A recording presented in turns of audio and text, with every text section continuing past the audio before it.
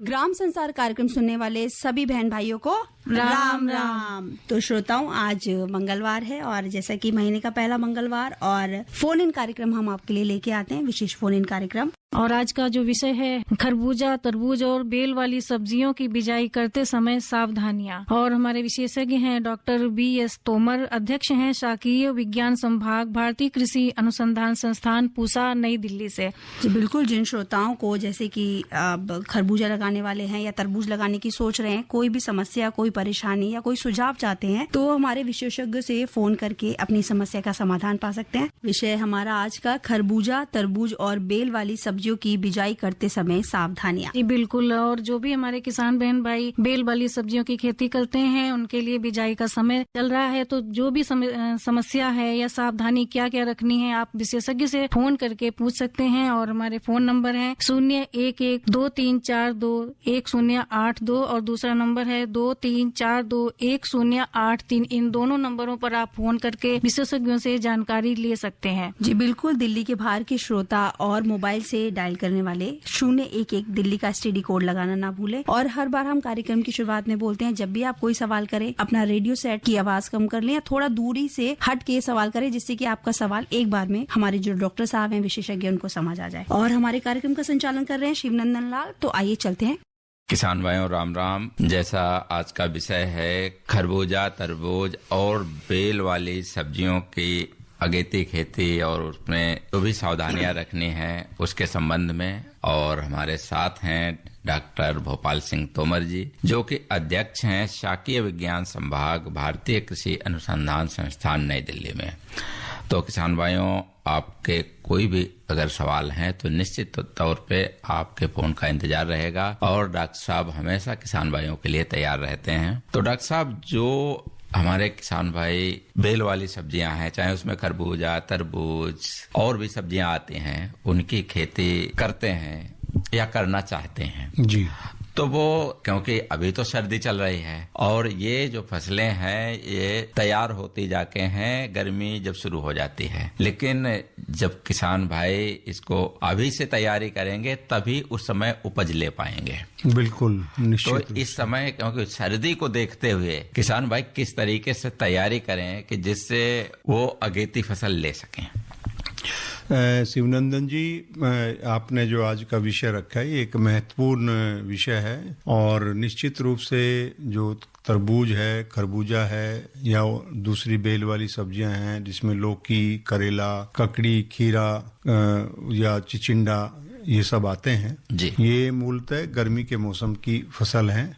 उत्तर भारत में ये अक्सर जो है गर्मी के मौसम में ही इनकी खेती की जाती है। कुछ बेल वाली सब्जियां जिनकी हम खरीफ में भी खेती करते हैं, लेकिन ये एक अभिधारणा थी कि भाई पहले तरबूज, खरबूजा जो हैं ये गर्मी में ही तैयार होंगे, उनका मिठास अच्छा होगा। आजकल किस्मों के विकास ने इस परिकल्पना को बदल दिया। आज हम उत्तर भारत में भी बारिश के मौसम में थोड़ी पछेती बुआई करके तरबूज की, खरबूजे की खेती कर सकते हैं, या हम संरक्षित अवस्थाओं में भी तरबूज की खेती कर सकते हैं, खरबूजे की खेती कर सकते हैं। इस तरह की किस्मों का विकास हमारे संभाग द्वारा खरबूजे में किया गया, जिसमें पूसा सरदा एक किस्म है, पूसा सुनहरी एक किस्म है, और अभी हम एक संकर किस्म को विकसित करने पे भी हम आगे बढ़ रहे हैं। हमने उसका प्रॉपर ठीक प्रकार से मूल्यांकन किया है और हमने देखा कि वो बहुत उत्पादक देने वाला संकर किस्म होगी। उस पे भी हम लोग जल्दी ही अपने संस्थान की जो किस्म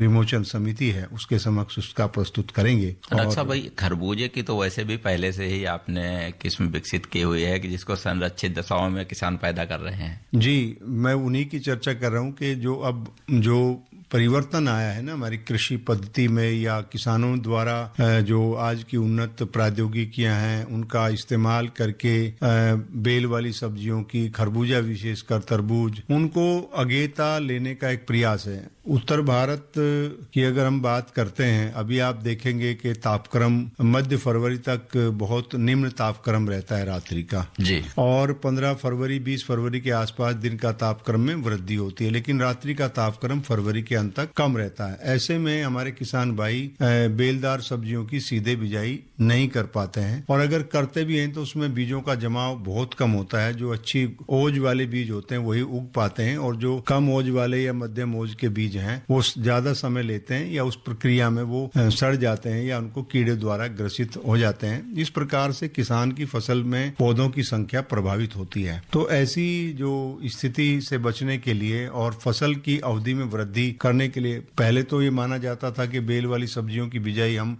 मार्च के पहले पखवाड़े में करेंगे, इसलिए इनको हम जायद की फसलें भी बोलते हैं। और लेकिन ऐसा करने से हमारी जो फसल की अवधि है वो कम हो जाती है, क्योंकि उत्तर भारत में पिछले साल भी आपने देखा होगा कि मध्य मई में ही तापक्रम जो है 44-45 डिग्री चला गया था। ऐसे उच्च तापक्रम की स्थिति में बढ़वार, पुष्पन और फलों का विकास प्रभावित होता है। तो इन वातावरणीय बदलती हुई परिस्थितियों से निपटने के लिए एक तो ये विकल्प हमारे पास रहता है कि भाई अगर हम इन बेल वाली सब्जी फसलों की पौध तैयार कर लें। पहले ये था कि इनको सीधे बिजाई करते थे, लेकिन जब से नर्सरी उत्पादन की प्रौद्योगिकियों का विकास हुआ, प्लग ट्रे का आगमन हुआ, और मैं कहना चाहता हूं कि सबसे पहले भारतीय कृषि अनुसंधान संस्थान ने इस प्रौद्योगिकी को प्रचलित करने का प्रयास किया। पहले हमारे विभाग अध्यक्ष डॉक्टर सिरोही साहब होते थे, उन्होंने पॉलीथीन के लिफाफों में छोटे ग्रामीण स्तर पे परिवार के स्तर पर प्लास्टिक हाउस बना के उसमें कैसे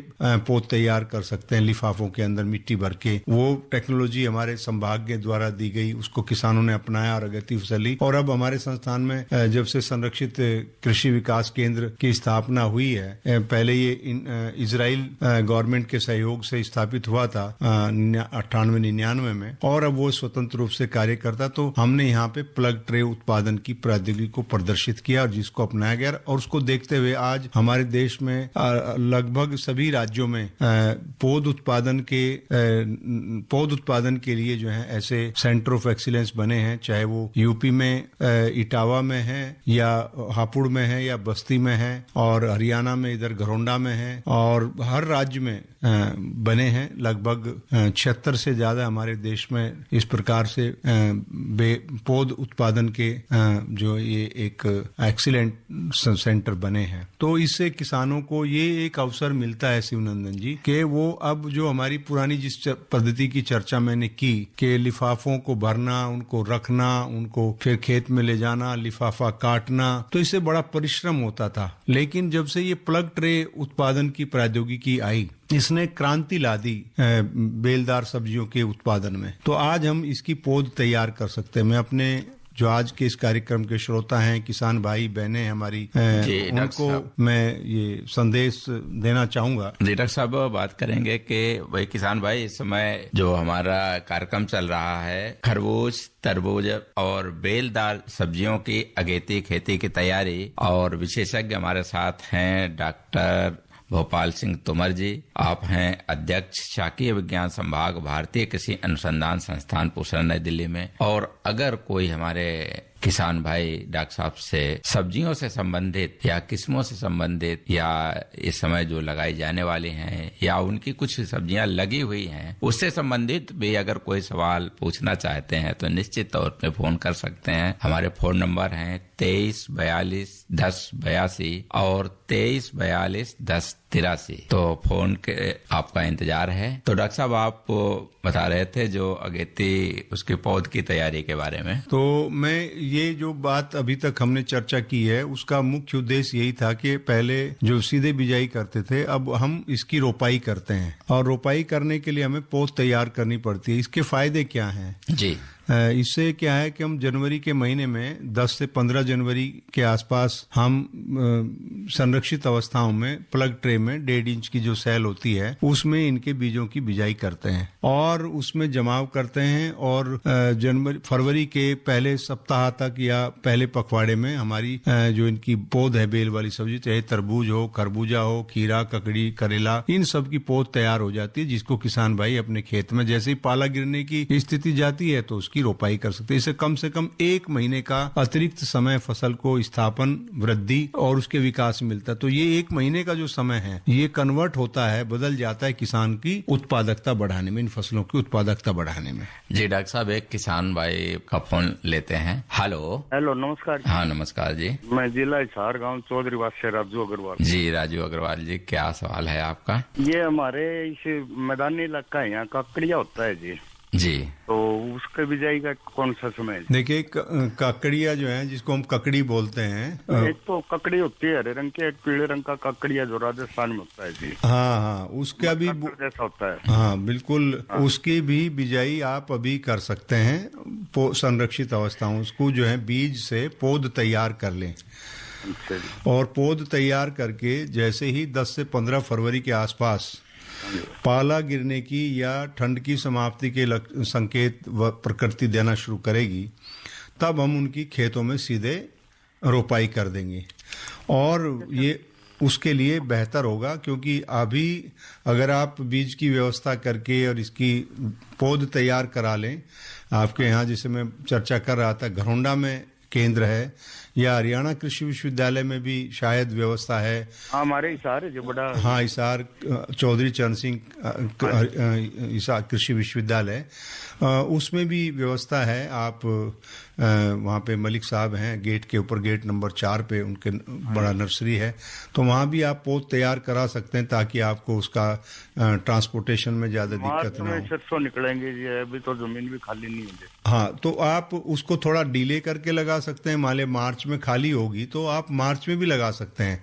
लेकिन जो हम चर्चा कर रहे थे कि अगर हम पहले से ऐसी योजना बना के रखें कि हम फरवरी के मध्य में या 20 फरवरी तक रोपाई कर दें, तो हमारे किसान भाइयों को अग्रवाल साहब तकरीबन 25 से 30 दिन का अतिरिक्त समय मिल जाता है फसल की वृद्धि विकास के लिए, तो उसका उत्पादन बढ़ जाता है इससे। क्योंकि लागत तो एक बार ही लगनी है, चाहे देरी से करें या समय से करें या इस योजनाबद्ध तरीके से करें, तो उसमें किसान को ज्यादा फायदा होने की संभावना होती है। मेरा ये सुझाव आपके लिए है। ठीक है राजू अग्रवाल जी, फोन करने के लिए आपका बहुत बहुत धन्यवाद। डॉक्टर साहब, एक और किसान का फोन लेते हैं। हेलो। हाँ जी नमस्कार जी।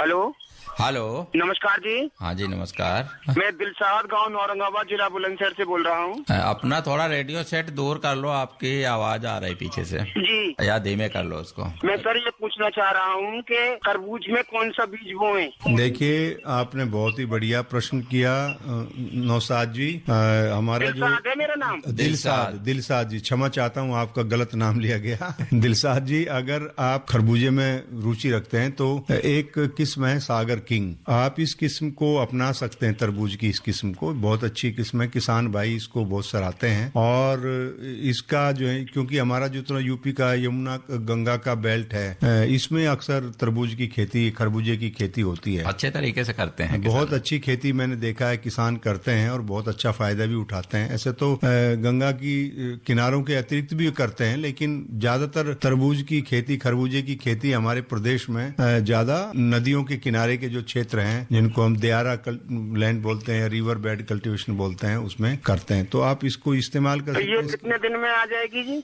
ये जो है बिजाई के लगभग 65 दिन, 60 से 65 दिन में दे देती है फल, जैसा मेरा किसानों ये से। कब बोना चाहिए? और अब इसका आप बीज लेकर के इसकी पौध तैयार कर लीजिएगा। ऐसे तो जो नदियों के किनारे पे हमारे जो किसान भाई अगेती बिजाई करते हैं, वो नवंबर से तैयारी कर देते हैं और उसमें बिजाई कर देते हैं ट्रंच बना करके, और फिर जैसे ही सर्दी आती है बेलें बाहर फैल जाती हैं। तो वो तो एक हमारी परंपरा पुरानी पद्धति है। नदियों के किनारे पे ट्रंच बना करके बिजाई करके वो गोबर की खाद डाल देते हैं उसमें बढ़िया से, और उसको नवंबर के मध्य में ही बो देते हैं। तो वो बीज उगके और उसी में खड़ा रहता है, ठंड से पाले से बचा रहता है। फिर जैसे ही तापक्रम होता है तो वो आ जाता है, या उसको पाले से ठंड से बचा लेते हैं। लेकिन अभी तो ये बीज कहाँ से लिया जाए? ये आप अपना आजकल तो इंटरनेट है, आप इस पर डालेंगे उसका सब डिटेल पता चल जाता है। मुझ पे मोबाइल चलाना आता ही नहीं है। ये तो भाई किसी से सीखना पड़ेगा। आज तो टेक्नोलॉजी का दिन है। ये मेरी व्यवस्था है कि मैं ये नहीं कह सकता आप उससे बीज ले लो। कोई भी अपना स्थानीय डीलर है उससे संपर्क करो, वो बताएगा कि भाई ये बीज किसका है, कहाँ से। नई दिल्ली आ जाए क्या बीज लेने के लिए? नहीं, ये पूसा में नहीं मिलेगा। पूसा में तो अगर राष्ट्रीय बीज निगम है उससे पूसा की किस्म है, एक बहुत पुरानी किस्म है सुगर बेबी, वो बहुत पुरानी होगी। उससे बेहतर उत्पादन की मेरा ही मानना है कि किसान को जो बढ़िया किस्में हैं उनका इस्तेमाल करना चाहिए। हमने बताया कि जैसे पूसा सुगर बेबी हमारी वैरायटी है, हमें बड़ा फक्र होता है सुगर बेबी का, लेकिन बहुत पुरानी हो गई। जब मैं पैदा नहीं हुआ था तब से सुगर बेबी की खेती। मैं एक बात पूछना चाह रहा हूँ कि सर जैसे ऊसा बोया जाता था, ऊसा तरबूज, हाँ पूसा का तरबूज, जो वो उसका इसका वेट जो आपने बताया उसका वेट कितना होता है? वेट होता है इनका 2.5 से 3 किलो हो जाता है, और 4 किलो तक भी चला जाता है। आजकल देखो, पहले बड़े 15 किलो 20 किलो के तरबूज की खेती करते थे जब हम बचपन में देखते थे, क्योंकि संयुक्त परिवार होते थे। 20 किलो का तरबूज काटा कि एक एक टुकड़ा ही हिस्से में आता था। और अब छोटे छोटे परिवार हो गए, 3-3 4-4 सदस्यों के, तो अब बहुत बड़े आकार के तरबूजों का हमारे देश में व्यापार सामरिक महत्व नहीं रह गया है। तो इसलिए बड़े तरबूज का बीज बताएंगे 10-15 किलो का तरबूज हो जाए। अब वे किस्में तो ढूंढनी पड़ेंगी। वे अब कहीं उस तरबूज का ही बारे में बताएं, वो तरबूज जो 10 किलो के लगभग हो जाए। वो बहुत पुरानी वैरायटी थी, अब वे स्थानीय वैरायटी थी। अब आजकल ना तो कोई बीज कंपनी नई कंपनी बनाती, न सरकारी संस्थान इस दिशा में काम करते, क्योंकि आज बड़े बाजार की जो बड़ी मांग है वो 2.5 से 3 किलो, या आजकल तो एक वैरायटी आती है आइस बॉक्स, जिसको मतलब आप फ्रिज में रख दोगे बॉक्स में। आजकल तो उन वैरायटी की मांग है। ये बड़ी बड़ी वैरायटी की मांग अब स्थानीय बाजार में भी नहीं रही। जैसी मेरी जानकारी में भी देश के कोने कोने भ्रमण करता रहता हूँ, देखता रहता हूँ, तो आजकल ये स्थिति बदल गई है। सर कभी मेरे औरंगाबाद जिला बुलंदशहर में आइए। जरूर, कभी मौका मिलेगा तो दिलसाद जी आपका दर्शन करेंगे। धन्यवाद। धन्यवाद जी, फोन करने के लिए आपका बहुत बहुत धन्यवाद। तो डॉक्टर साहब, वो कहने का मतलब ये है कि अब जो पहले बड़े बड़े फल वाली तरबूज की किस्में होती थी वो तो अब मांग के अनुसार कम हो गई। मांग के अनुसार कम होगी, क्योंकि वैज्ञानिकों ने भी, संस्थानों ने भी, विश्वविद्यालयों ने भी, या बीज की जो प्राइवेट सीड कंपनी है वो बाजार को देख करके ब्रीडिंग करती हैं कि भाई बाजार में किस प्रकार के उत्पाद की मांग है। जैसे हमारे किसान भाई ने कहा कि भाई मतलब बड़े फ्रूट वाले, अब वे किस्में आजकल रही नहीं, उनके बीज ही नहीं मिलते। कोई किसान स्थानीय रूप में कहीं दूर दराज के जानों में उगाते होंगे, लेकिन अब मेरे जानकारी में नहीं कि मैं 15-20 किलो का तरबूज, पहले मैंने भी देखे अपने घर में 20-20 किलो के तरबूज मंडी से लाए जाते थे खरीद के, लेकिन आजकल हमारे देश में मैं देखता नहीं, बाजार में बड़े सब छोटे फलों का ही मांग है। इसलिए मैं किसान भाइयों को कहूँगा छोटे फलों वाली किस्मों को ही अपनाएं, उससे उत्पादकता बहुत ज्यादा बढ़ती है और बाजार में अच्छा भाव भी मिलता है, और उनमें मिठास, उनका लाल रंग, ये सब चीजें उनमें आजकल हैं। वैसे लाल रंग बड़े तरबूजों में भी होता है, लेकिन जो बाजार की मांग है मैं उसके हिसाब से कहूंगा कि आप 2 से 2.5 किलो या 3 किलो तक के आकार की जो फल देने वाली किस्में, उन्हीं को तरबूज में उगाने में आपको प्राथमिकता देनी चाहिए। जो हमारे किसान भाई इस समय खेती करते हैं, चाहे हम जैसे बेल वालों सब्जियों की बात कर रहे हैं, उसमें खरबूजा, तरबूज की बात हमने कर ली, लेकिन जो अन्य बेल वाली सब्जियां होती हैं जिसमें करेला है, खीरा है, लौकी है, टिंडा है, बहुत से किसान भाई इसकी भी खेती करते हैं जी, और अगेती भी करते हैं, क्योंकि जितनी अगेती करते हैं तो उतना ही उनको उत्पादन ज्यादा मिलता है और बाजार में मूल्य भी अच्छा मिलता है। जी, दोनों बात सही है। तो डॉक्टर साहब, जो किसान भाई ये करेला, खीरा, लौकी और टिंडा की खेती करना चाहते हैं, तो डॉक्टर साहब वो किस तरीके से तैयारी करें, खेत की तैयारी से लेकर के किस्मों तक? देखिए, सबसे पहली बात तो है कि किसान भाई को ये निर्णय लेना होगा, ये योजना बनानी पड़ेगी कि कौन सा गर्मी के मौसम में बेल वाली सब्जियां उगाना चाहते हैं। लौकी उगाना चाहते हैं, करेला, खीरा, खरबूजा, तरबूज, टिंडा या ककड़ी, ये उनका अपना निर्णय है, और ये निर्णय इस बात पे निर्भर करता है कि आपके स्थानीय बाजार में किस प्रकार की कौन सी सब्जी की ज्यादा मांग है। जी, अब गर्मी में सामान्यतः लौकी, तुरई, खीरा और करेला, ककड़ी, इनकी टिंडा, ऐसे तो सारी सब्जियों की मांग होती है, स्थानीय बाजार से बाजार पर निर्भर करती है। लेकिन ये सारी फसलें, इनमें सबसे पहली बात मैं अपने किसान भाई कहने के, जो आप अगर इनकी खेती में रुचि रखते हैं तो आपको सबसे पहले उन्नत किस्मों के बारे में जानकारी होना चाहिए। जी डॉक्टर साहब, बिल्कुल उन्नत किस्मों के बारे में बात करेंगे, लेकिन एक किसान भाई का फोन लेते हैं। हेलो। नमस्कार जी। हाँ जी नमस्कार। मेरा नाम राजपाल जी, गांव कुटेसरा, जिला मुजफ्फरनगर। जी राजपाल जी। ये हम 2-3 साल से लौकी की सब्जी कर लगाते हैं जी। इसमें कद्दू भी लगा लेते हैं, पेठा कहते हैं जिसे। जी बिल्कुल बिल्कुल। और हो जाते हैं, और कम से कम 2 फुट के भी हो जाए, 3 फुट के भी हो जाए, और फिर अपने आप ही सूख जाते हैं पौधे। जी हाँ बिल्कुल। आपने जो ये प्रश्न किया ये बहुत ही व्यवहारिक है। ये बेलों का जब 2.5-3 फुट के हो जाते हैं पौधे, सूखने की जो बीमारी है, ये एक बीमारी है और इस बीमारी को बोलते हैं फ्यूजेरियम विल्ट, उकटा रोग बोलते हैं। या अभी जितनी भी ये लौकी है, सीताफल है, इनमें एक नई चुनौती और आ गई है, उसको हम गमी स्टेम ब्लाइट बोलते हैं, कि तना जो है बीच में से फट जाता है और वहां से गोंद निकलता है और पौधा वहां से आगे से सूख जाता है। तो ये दोनों के लक्षण अलग अलग हैं। ये जमीन से ऊपर होता है, जो उकटा रोग है ये जमीन के अंदर होता है। तो मैं आपको सिफारिश करूंगा कि आप एक तो जिस खेत में आपने पिछले साल ये लगाए थे उस खेत में दोबारा ये ना लगाएं, पहला। दूसरा,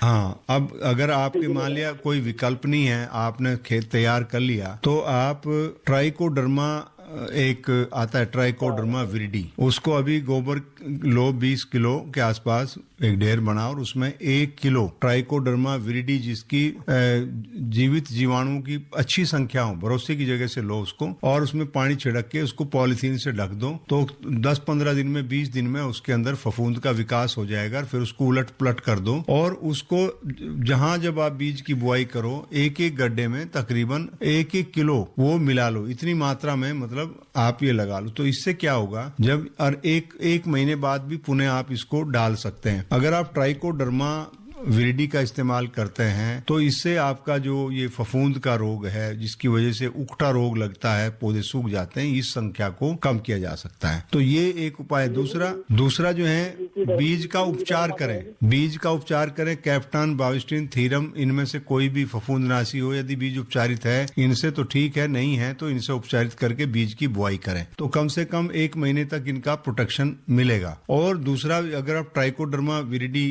का इस्तेमाल करते हैं तो निश्चित रूप से ये जो उकटा रोग है उसमें बहुत कारगर मैंने देखा है। अपने यहाँ संस्थान में भी ये समस्या आती है, जब हम ट्राइकोडर्मा का इस्तेमाल करते हैं तो बहुत अच्छा नियंत्रण होता है।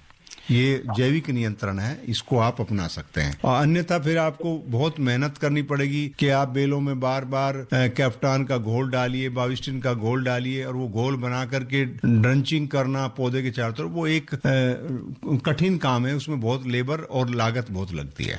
और उसमें अनिवार्यता भी नहीं है कि आपकी फसल बरकरार बनी रहे। जी, ये है। तो फोन करने के लिए राजपाल जी आपका बहुत बहुत धन्यवाद।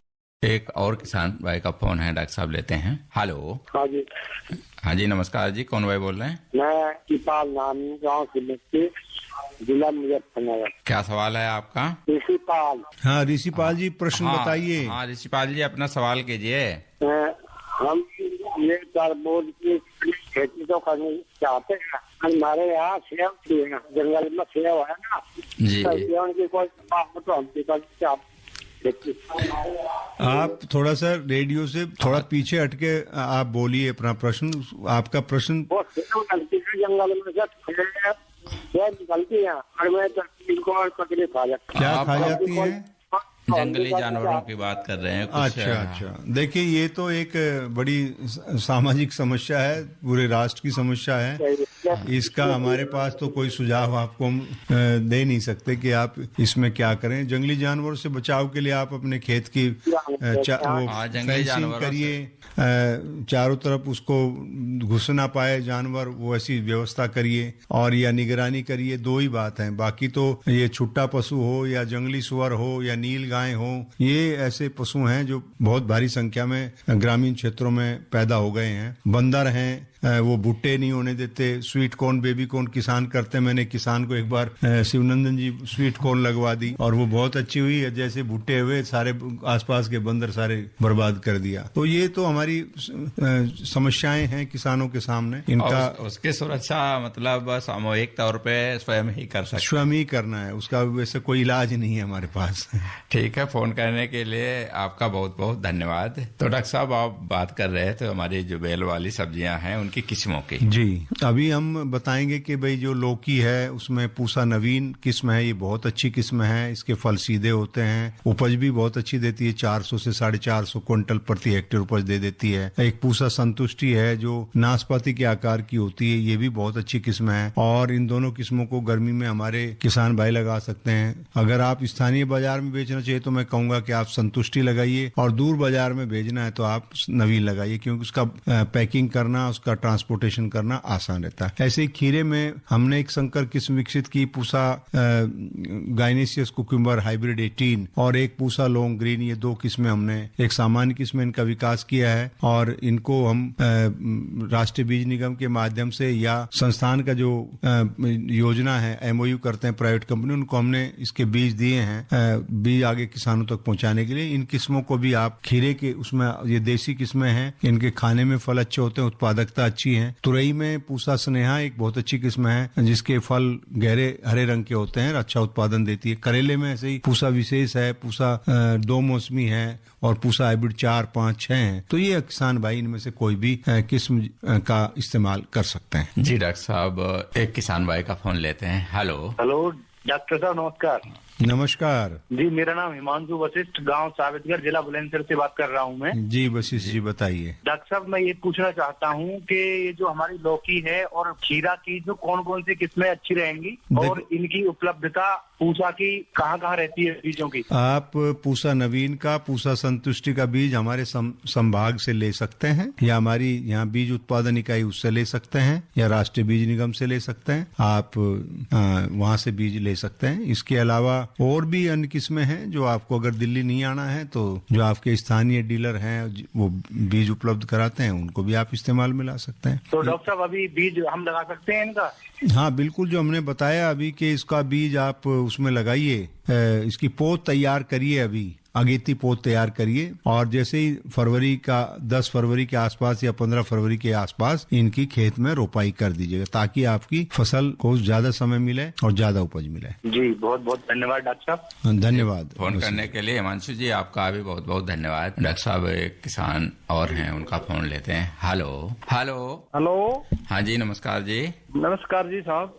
कौन भाई बोल रहे हैं? मैं जी राजेंद्र बोल रहा हूँ जी, रायपुर ईरान, तहसील बड़ा झुंझुनू से जी। जी राजेंद्र जी, करिए, सवाल क्या आपका है? हेलो। हाँ जी। हाँ जी, सवाल पूछिए। क्या सवाल जी है कि मैं ये पूछ रहा थी साहब, ये सब्जी की कौन सी फसल लगाऊं? झुंझुनू में? हाँ जी। देखिए, झुंझुनू में अभी तो भाई ठंडक बहुत है, आपके यहाँ तो तापक्रम 0 डिग्री के पास चला जाता है, तो अभी तो बिजाई कुछ कर नहीं सकते। जो लगी है उनको बचाना ही आपके लिए चुनौती है। अगर बैंगन, टमाटर, मिर्ची आपने लगा रखी है तो उसको बचाना ही मुश्किल है पाले से। दूसरा जो है, आप अभी प्याज की रोपाई कर सकते हैं। अगर आपको प्याज में रुचि है तो प्याज के रोपाई करने का आदर्श समय चल रहा है। मटर की भी आप पछेती बिजाई अभी कर सकते हैं। ये 2 फसलें तो मैं कह सकता हूं कि आप तैयार पौध से आप प्याज की रोपाई कर सकते हैं, बहुत ही अच्छा समय चल रहा है, और मटर की बिजाई कर सकते हैं। सर एक सवाल और मेरा जी, मैंने 150 पेड़ लगा रखे हैं जी मैंने। किसके? बाग बना रखो है जी। अच्छा, कौन कौन से फलदार वृक्ष हैं? किन्नू है, ये संतरा है, नींबू है।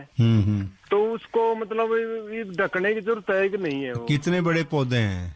ये 1.5 साल के होगी जी। ना, इन पे कोई ज्यादा फर्क नहीं पड़ता पाले का, बिल्कुल नहीं पड़ता। पाले का नहीं फर्क पड़ता ना, थोड़ी सी, क्योंकि अब ठंडक रहती है, ग्रोथ तो कम हो जाती है, तो उसके लिए आप बढ़िया सड़ा हुआ अगर गोबर का खाद आपके पास है तो आप पौधों के चारों तरफ 15 से 20 किलो गोबर की खाद मिला दें। थोड़ा उसमें जो है DAP भी मिला दें, राख का इस्तेमाल कर लें, और एक आध हल्का फुल्का आप छिड़काव भी उस पर कर सकते हैं। इसका पोटेशियम सल्फेट का। ज्यादा पौधे हो गए तो इस ढकने की कोई जरूरत नहीं है? हाँ नहीं, अब ढकने की जरूरत नहीं, इन पे पाड़े का असर नहीं पड़ता, पाड़ा सहन कर लेते हैं। 1 साल पुराने भी हो गए हैं तो थोड़ा मजबूती पकड़ जाते हैं। 1.5 साल के हो गए पौधे।